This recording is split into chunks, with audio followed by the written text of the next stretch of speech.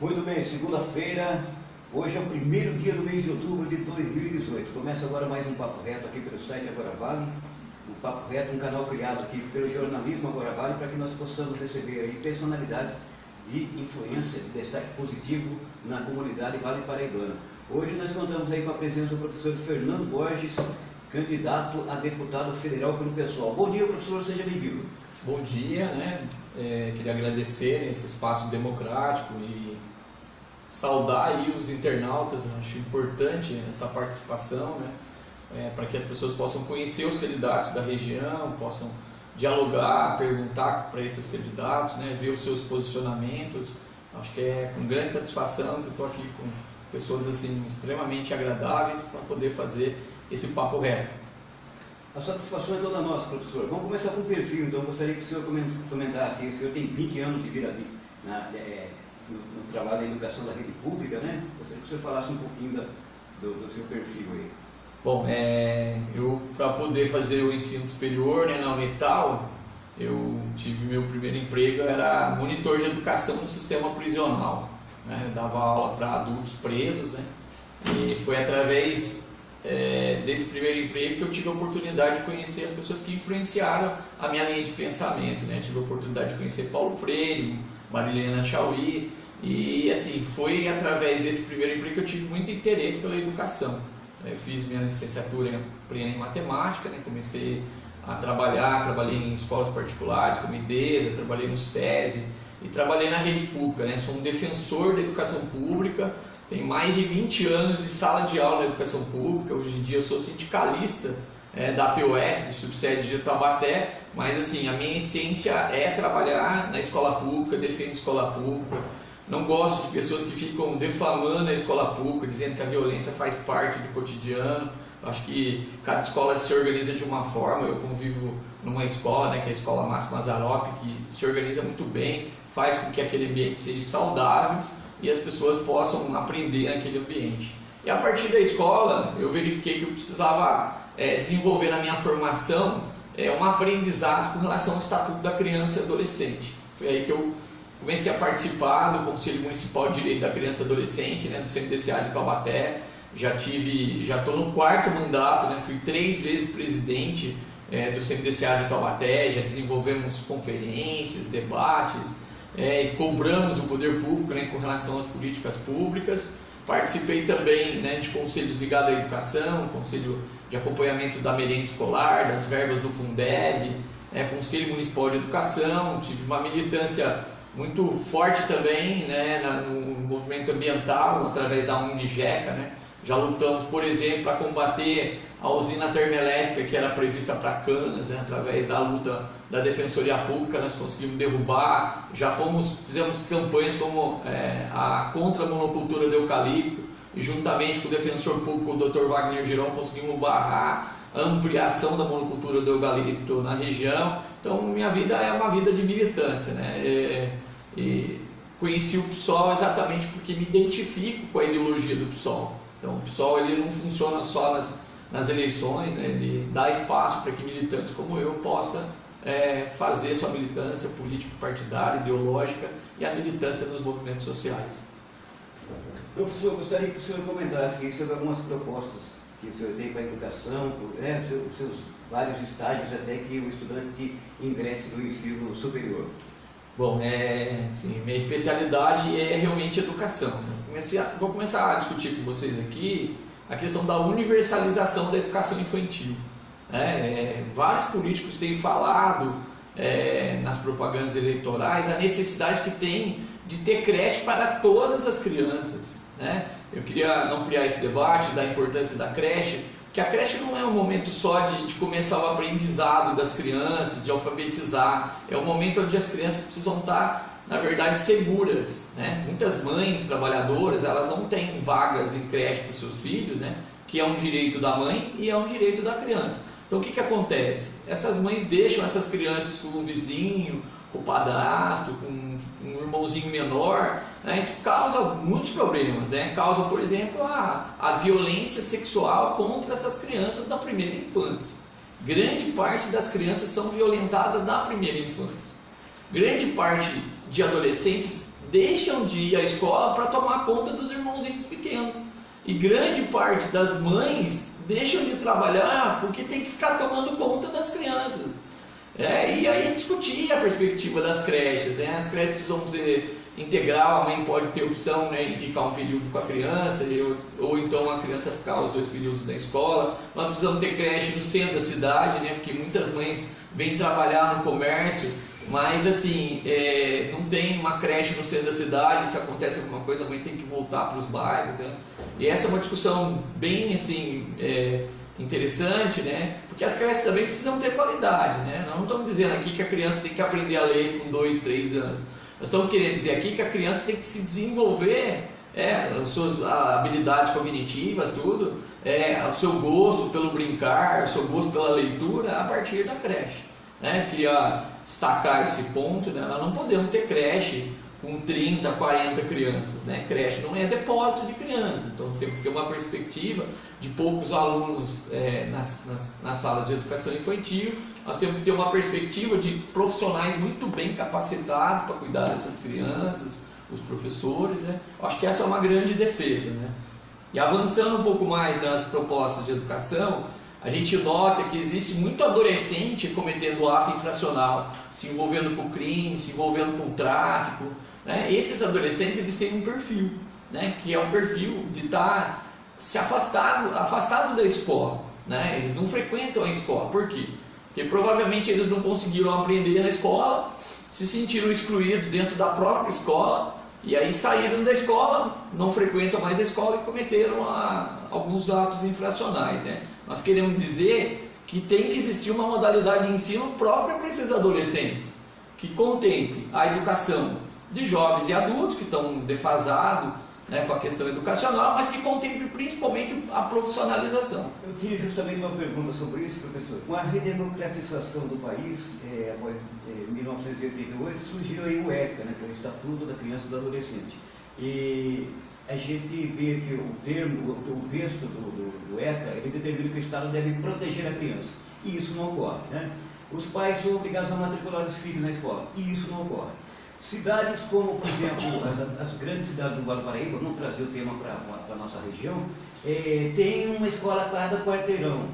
Como o senhor falou, o moleque que prefere estar ali nas rodinhas, cometendo infração, ou quando vai na escola, agride o professor porque não tem uma formação dentro de casa.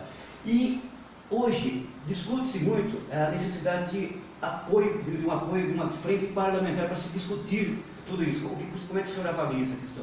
Bom, o Estatuto da Criança e Adolescente, ele é uma conquista de vários movimentos sociais, né? Muitos movimentos se organizaram para poder conquistar uma lei extremamente avançada.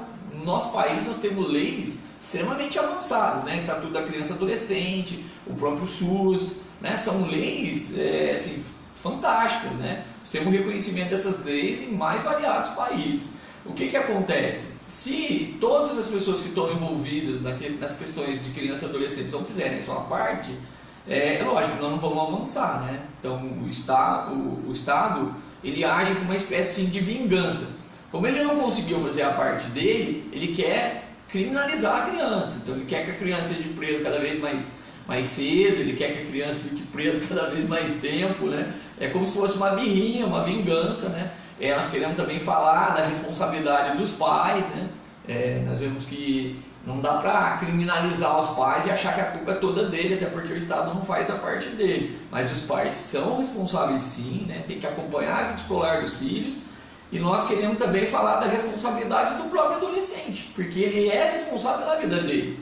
Quando ele opta, por exemplo, para participar das rodinhas envolvendo tráfico de drogas, envolvendo crimes, ele é responsabilidade por aquilo que acontece com a saúde dele, com a segurança dele, tudo que pode acontecer de errado com ele é responsável também. Agora, diante de uma situação como essa, né, de um estado misto, de pais que realmente não desenvolvem o seu papel de pai e de adolescentes que não encontram, né, na escola uma educação de qualidade, algumas oportunidades de perspectivas profissionalmente, o que acontece diante disso? Existe um setor querendo acabar com o Estatuto da Criança e Adolescente, né? Querendo reduzir a maioridade penal, querendo achar que todo adolescente vai ser marginal, né? Nós vamos somos contrários a isso, né? Deu uma entrevista para a Folha de São Paulo dia desse, porque eu defendo a ampliação da maioridade penal. Essa é uma defesa que faz com que esses nossos jovens não sejam colocados, por exemplo, no sistema prisional, que a gente sabe que não dá certo.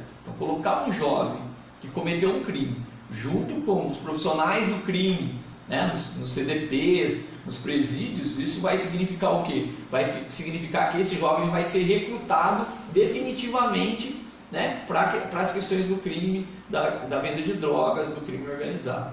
Então é um debate extremamente importante, né? Nós defendemos escola pública, mas nós defendemos escola pública de qualidade. A escola pública que é oferecida para muita gente hoje em dia não tem qualidade, os professores não são capacitados, não são valorizados, né? Isso faz com que a escola pública não tenha o respeito que ela deveria ter. Por isso que acontece muita violência em torno da escola pública. Professor, só lembrando aqui que o internauta pode participar desse papo reto, é só formular qualquer pergunta aí que a nossa equipe está preparada para que o senhor, né, também interaja aí com o nosso público internauta. Estamos no rede social Facebook do Agora Vale, ao vivaço, conversando com o professor Fernando Borges, candidato a deputado federal pelo PSOL. Professor, uma outra questão. Em outubro de 2016, a Câmara Federal congelou por 20 anos os investimentos sociais. E hoje o que a gente vê? Desvia-se da saúde, desvia-se recursos da educação pública para tapar o rombo das contas do governo. O senhor eleito, o senhor vai lutar contra esse congelamento?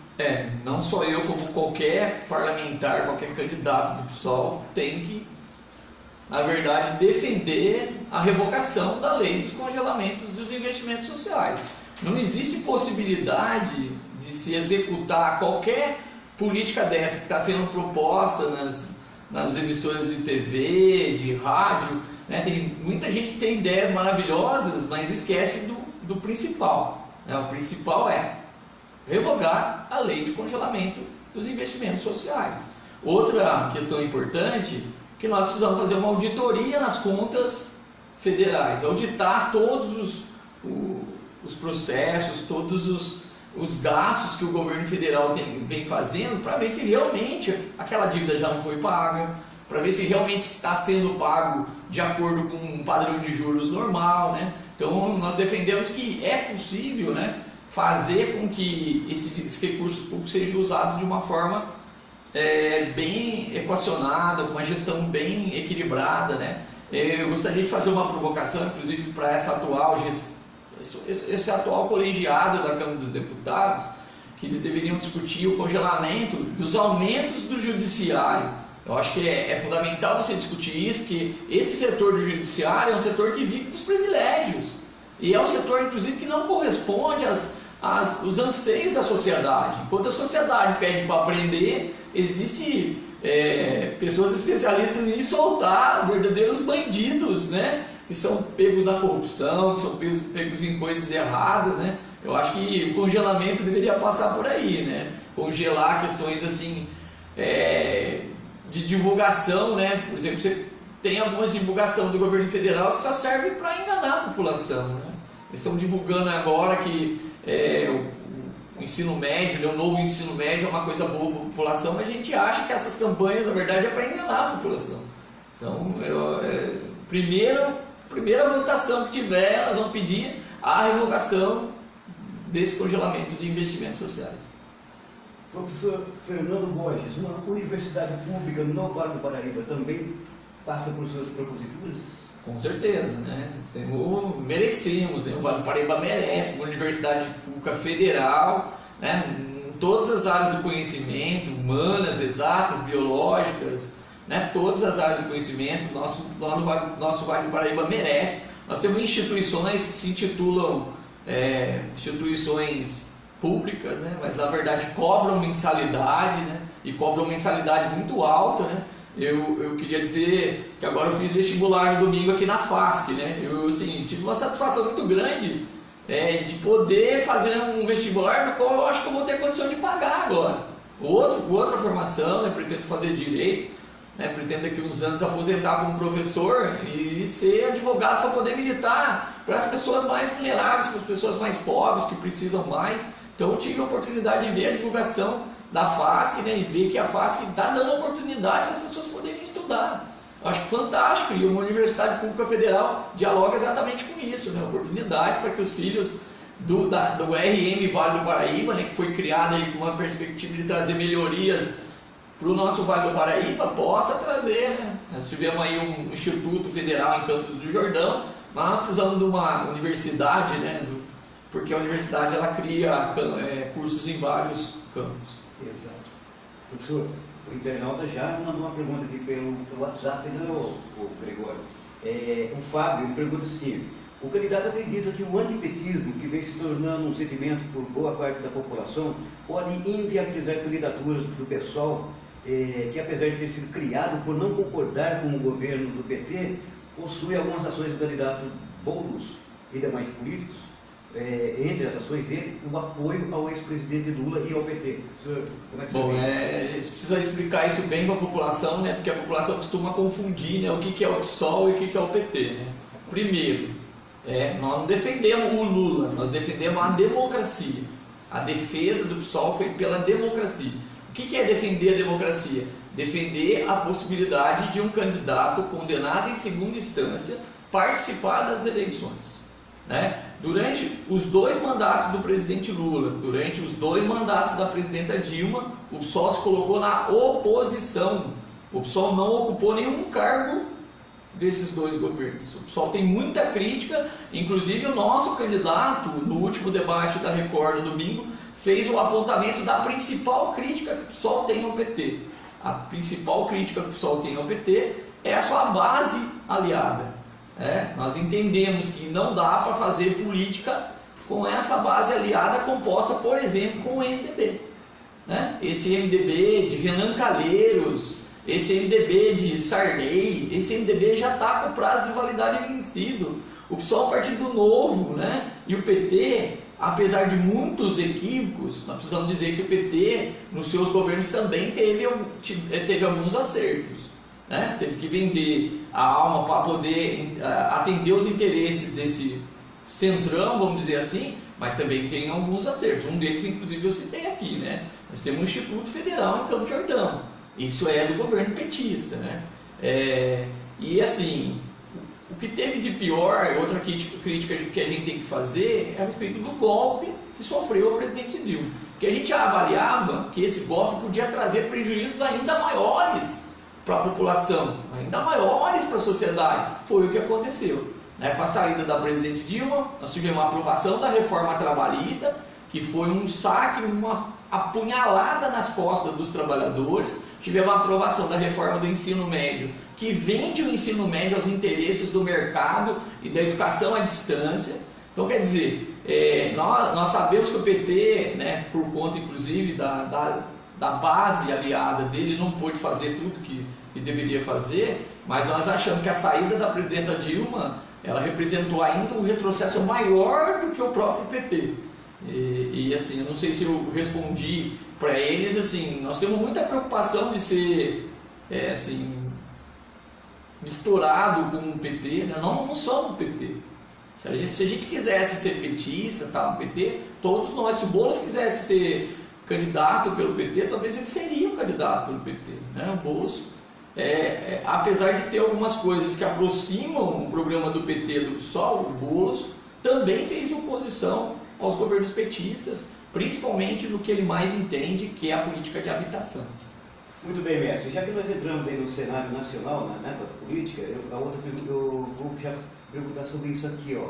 O PT, o senhor disse, é uma coisa verdadeira, o Lula teve que se vender aos interesses, né, de grupos empresariais, do setor do mercado econômico. Né?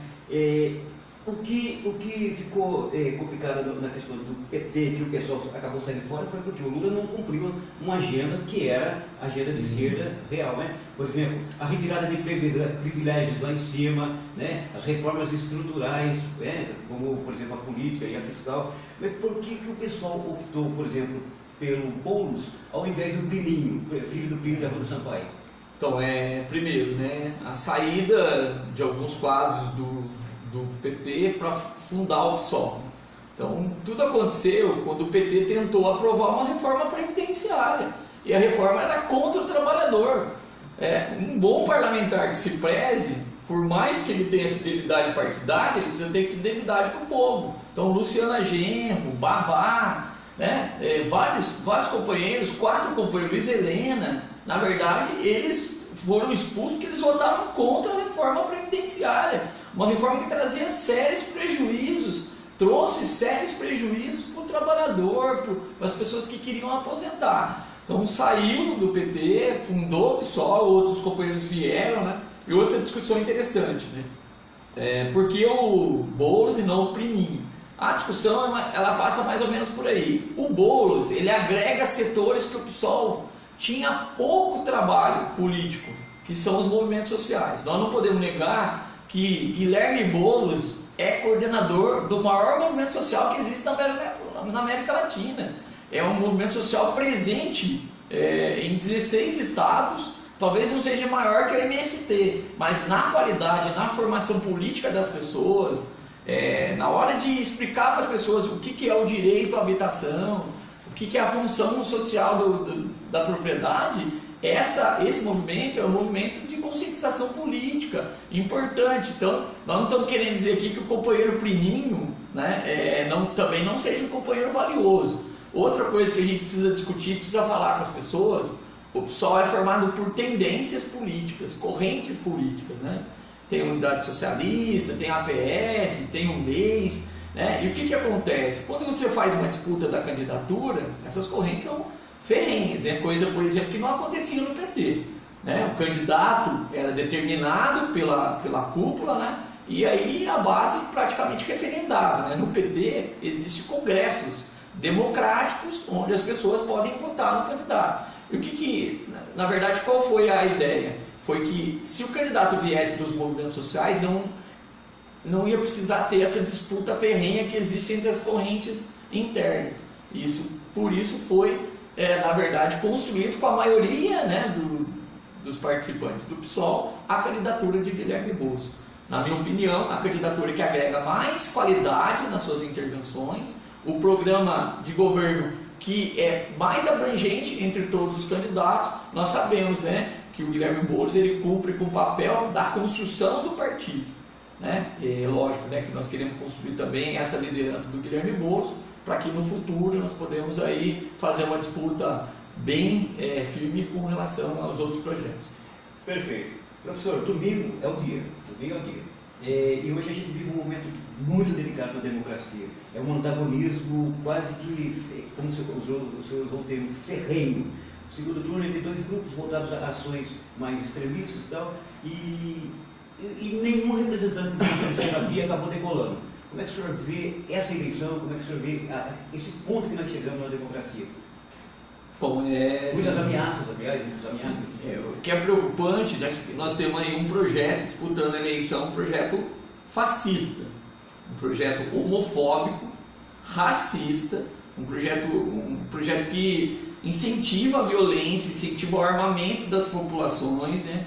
Incentiva, por exemplo, a briga entre grupos diferentes, né? Nós temos um outro projeto que é o projeto do Centrão, que é mais ou menos a continuidade da política que vem sendo feita, né? Talvez com um pouco mais de força, né? Porque o candidato realmente já foi governador do estado, né? Teria força para, por exemplo, aplicar a reforma previdenciária, ampliar a reforma trabalhista, e um projeto de esquerda. Eu quero dizer aqui que o projeto de esquerda é muito bem representado pelo candidato Guilherme Boulos. E eu quero dizer aqui também que muitas vezes, quando a gente observa o PT, a gente precisa tomar muito cuidado para ver qual vai ser a opção do PT depois da eleição. Se o PT vai querer fazer política de esquerda ou se o PT vai querer fazer política com o Centrão. Se o PT for querer fazer política de esquerda, vai poder contar com o PSOL, né? Vai poder contar com o PSOL no desenvolvimento do programa, no desenvolvimento das nossas bandeiras. Agora, se o PT voltar a se aliar com aquelas pessoas que só querem cargos nas empresas públicas, com aquelas pessoas que levaram ao PT a participar efetivamente do processo de corrupção desse país. Vocês podem ter certeza que o pessoal vai estar na oposição do PT, na oposição do Centrão. Esse é o nosso papel. O nosso partido, ele tem um processo muito interessante, que é o processo de controle interno. Se algum parlamentar, né, ousar a roer a corda das nossas bandeiras e das nossas correntes, esse parlamentar vai estar fora. Nós temos um candidato que foi do PSOL, que está disputando a eleição agora, né? Que quando era do PSOL era muito combativo, defendia o setor dos trabalhadores onde ele fazia parte. Quando ele foi eleito deputado, ele passou a ter uma fala que era, vamos dizer assim, contrária, né, ao que defendia o PSOL. Né? O PSOL defende a Constituição, defende o governo do povo, a participação popular, né? E esse candidato misturou um pouco religião com política. Então foi aí que o PSOL tomou a iniciativa de colocar esse candidato para fora. Então nós temos uma expectativa muito grande. Eu acho que o campo de esquerda ele pode crescer nessa eleição, nosso partido pode aumentar a nossa bancada, né? E assim, com relação à aliança de esquerda com o PT, depende muito mais das opções que o PT vai ter depois de tudo que ele passou, né? Depois da cassação da presidenta Dilma, desse antipetismo, né? Que a gente acha justo, né?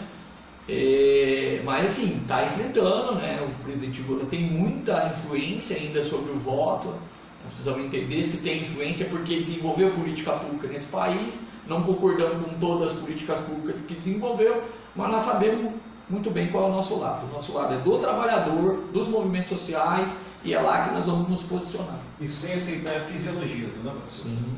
Professor, como é que tem sido a sua campanha, como é que tem sido a recepção ao seu nome, não só em Taubaté, a cidade onde o senhor atua, mas no Vale todo? A nossa campanha é uma campanha bem humilde, né? Eu estava conversando antes da entrevista aqui do Papo Reto, sobre a questão do fundo partidário, né? Hoje em dia nós temos dinheiro público nas campanhas, né?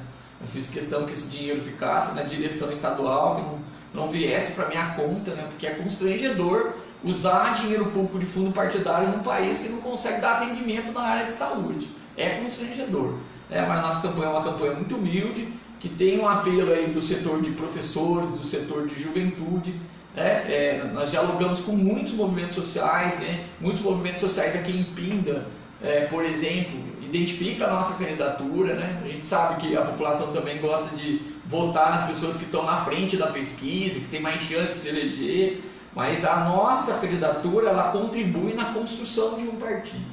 Nós temos clareza que os nossos votos vão contribuir para aumentar a nossa bancada e, você entendeu? Eleger mais deputados federais, eleger mais deputados estaduais, e nós queremos sonhar, né, com uma surpresa, né? Que de repente a gente possa ter bastante voto e possa voltar aqui, inclusive, né, para discutir o nosso mandato de deputado, né? Vocês podem ter certeza que o nosso mandato de deputado vai dialogar com imprensas extremamente democrática como a de vocês, e extremamente importante na conscientização da população como vocês.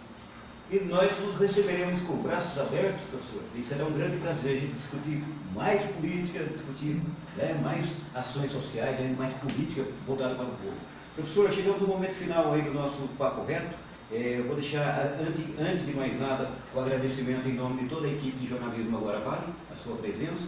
Desejar boa sorte também, e o senhor fica à vontade para falar do seu número, falar das suas, para passar uma mensagem para os amigos aí. Gostaria de agradecer mais uma vez, né, esse espaço. Assim, alguns espaços, por exemplo, preferem não convidar, né, candidatos de esquerda, ou tem preferências de alguns candidatos, ou convidou um, não convidou o outro. E assim, a gente sente que existem pessoas fazendo trabalho honesto, né, na imprensa, na mídia, né? Acho que é importante destacar que a democratização da mídia ela é fundamental, mas a responsabilidade que a mídia trabalha também é fundamental. Então nós queremos agradecer a oportunidade, né? Pedir o voto para a população, né? A gente sabe que o trabalho com os internautas de vocês ele atinge um setor bem interessante, bem grande da sociedade, né? E queria dizer que aqui está uma candidatura que tem compromisso com a população, né? Nós não viemos aqui para discutir quanto é que nós vamos ganhar como parlamentar. Nós queremos discutir aqui a nossa contribuição para melhorar a vida das pessoas, né? Meu nome é Meu nome de urna é professor Fernando Borges, o número é 5016, é o primeiro voto da urna que você vai dar, é o voto de deputado federal, então portanto 5016, não é uma candidatura assistencialista, não é uma candidatura para distribuir cesta básica, não é uma candidatura para pagar pinga no bar para as pessoas, não é uma candidatura para ficar fazendo média, falando mentira, né? Propondo coisas que não é possível alcançar. Nossa candidatura é uma candidatura honesta e quem quiser fazer o diálogo e participar da nossa campanha, do nosso projeto de coletivo, de partido, pode se aproximar, que tem espaço para as pessoas de bem, para as pessoas honestas. E por último, queria fazer aqui um chamado, né, para uma audiência pública na Câmara Municipal de Pindamonhangaba, no próximo dia 4, quinta-feira, uma audiência pública que vai tratar de um assunto extremamente importante na cidade de Pindamonhangaba, que é a tentativa da Prefeitura Municipal de aumentar o número de alunos em sala de aula, né? Isso faz com que a educação passe a ter mais dificuldades, os professores têm dificuldade para ensinar os alunos com uma quantidade muito grande de alunos em sala de aula. Eu queria pedir, inclusive, para que o secretário de Educação de Pindamonhangaba, uma excelente pessoa, uma excelente formação, pudesse fazer um diálogo e rever essa posição. Eu acho que educação não é gasto, educação é investimento. Chamar todas as pessoas para irem lá e fazer um coro, né, na defesa da educação pública do município de Pindamonhangaba. O senhor não disse o seu número? Meu número é 5016.